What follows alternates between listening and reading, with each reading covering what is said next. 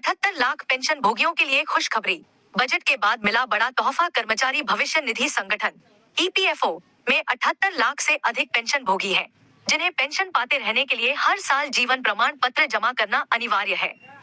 पहले उन्हें भौतिक जीवन प्रमाण पत्र जमा करने के लिए बैंकों में जाना पड़ता था, जिसमें कई तरह की परेशानियां होती थी, लेकिन अब पेंशन धारकों की इस परेशानी को दूर कर दिया गया है।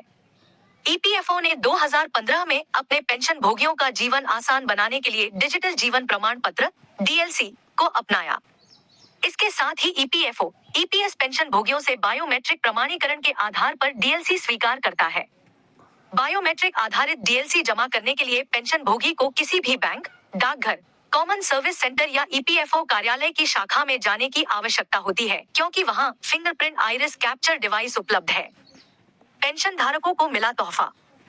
बुजुर्गों को बैंक, डाकघर आदि में शारीरिक रूप से आने जाने में होने वाली परेशानियों को कम करने के लिए एमएआईटीवाई और यूआईडीआई ने फेस ऑथेंटिकेशन टेक्नोलॉजी एफएटी विकसित की है, जिसके तहत चेहरा पहचान तकनीक का इस्तेमाल जीवन प्रमाण पत्र के प्रमाण के लिए किया जा सकता है। ईपीएफओ ने जुलाई 2022 में इस तकनीक को अपनाया। इससे पेंशन भोगियों द्वारा अपने घरों से डीएलसी जमा करने की एक पूरी तरह से नई प्रक्रिया शुरू हुई और उनके लिए यह प्रक्रिया आसान और सस्ती हो गई।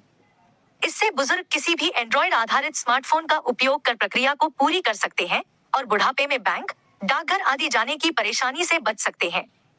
1 मिनट में घर बैठे ही भर सकते हैं लाइफ सर्टिफिकेट। फेस ऑथेंटिकेशन के माध्यम से पेंशन भोगी की पहचान उनके घर बैठे ही स्मार्टफोन कैमरे का उपयोग करके चेहरे के स्कैन द्वारा की जा सकती है। यह प्रमाणीकरण यूआईडीआई फेस रिकॉग्निशन ऐप का उपयोग करके यूआईडीआई के आधार डेटाबेस से किया जाता है। 60 लाख पेंशन भोगी करते हैं इस टेक्निक का उपयोग। ईपीएफओ में इसकी शुरुआत के बाद से 2022 से 23 में 2.1 लाख पेंशन भोगियों द्वारा फेशियल ऑथेंटिकेशन तकनीक आधारित डीएलसी जमा किए गए हैं, जो 2023 से 24 में बढ़कर 6.6 लाख हो गए, जो इस तकनीक के उपयोग में साल दर साल 200% की वृद्धि को दर्शाता है। यह भी उल्लेखनीय है कि 2023 से 24 में 6.6 लाख एफएटी आधारित डीएलसी वर्ष के दौरान प्राप्त कुल डीएलसी का लगभग 10% है। पिछले वित्तीय वर्ष के दौरान पेंशन भोगियों से कुल मिलाकर लगभग 60 लाख डीएलसी प्राप्त हुए थे। इन 2 एप्लीकेशन की पड़ेगी जरूरत। चेहरे से पहचान की पद्धति के उपयोग के लिए अपने स्मार्टफोन में 2 एप्लीकेशन अर्थात आधार फेस आरडी और जीवन प्रमाण मोबाइल के प्ले स्टोर से इंस्टॉल करने की आवश्यकता होती है। इन एप्लीकेशन के लिए ऑपरेटर का प्रमाणीकरण आधार से जुड़े मोबाइल नंबरों के माध्यम से किया जाता है। सफल फेस स्कैन सुनिश्चित करने के लिए ऐप्स में विस्तृत दिशा निर्देश दिए गए हैं। स्कैन पूरा होने के बाद जीवन प्रमाण आईडी और पीपीओ नंबर के साथ मोबाइल स्क्रीन पर डीएलसी सबमिशन की पुष्टि हो जाती है, जिससे घर बैठे ही यह प्रक्रिया सुविधाजनक तरीके से पूरी हो जाती है। पेंशन भोगियों के जीवन को बनाया गया सरल। ईपीएस पेंशन भोगियों के डीएलसी के लिए इस अभिनव और सुविधाजनक तकनीक का उपयोग जुलाई 2022 में ईपीएफओ के सॉफ्टवेयर में जोड़ा गया था। यह सुनिश्चित करने के लिए कि नई पद्धति अधिक से अधिक पेंशन भोगियों के बीच लोकप्रिय हो, सभी क्षेत्रीय कार्यालयों को विस्तृत निर्देश जारी किए गए थे। इस प्रक्रिया को न केवल क्षेत्रीय कार्यालयों में, बल्कि जनवरी 2023 से पूरे भारत के सभी जिलों में आयोजित किए जा रहे निधि आपके निकट कार्यक्रम के दौरान भी पेंशन भोगियों को नियमित रूप से समझाया जाता है। ईपीएफओ को विश्वास है कि इस सुविधा से अधिक पेंशन भोगियों का जीवन आसान हो जाएगा। ईपीएस 95 पेंशनर्स को बड़ा झटका। आंखों में आंसू और जुबान पर सरकार को कोसने वाले शब्द। बजट से हुए निराश। वित्त मंत्री निर्मला सीतारमण के 7वें बजट से 78 लाख पेंशन भोगी निराश हैं।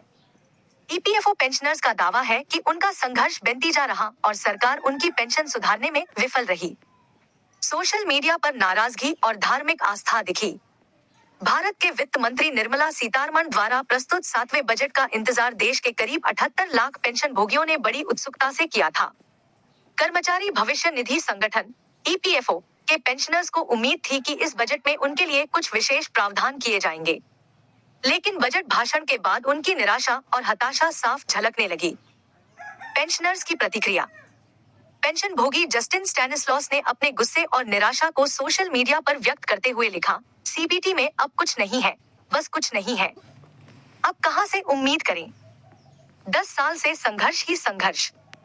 कोई नतीजा नहीं, फिर भी हम मरते दम तक संघर्ष करेंगे। उनके इस बयान से साफ है कि पेंशनर्स का धैर्य अब जवाब दे रहा है और वे लगातार संघर्ष करते आ रहे हैं। सोशल मीडिया प्लेटफॉर्म पर पेंशनर्स के एडमिन मोनीश गुहा भी काफी निराश है। उन्होंने लिखा, उम्मीद है और मुझे यकीन है कि कोई भी हमारे कंधे पर बंदूक रखकर अपना राजनीतिक कैरियर नहीं बना रहा है। यह बयान पेंशनर्स के बीच बढ़ती असंतोष और निराशा को स्पष्ट रूप से दर्शाता है। पेंशनर्स की आर्थिक स्थिति।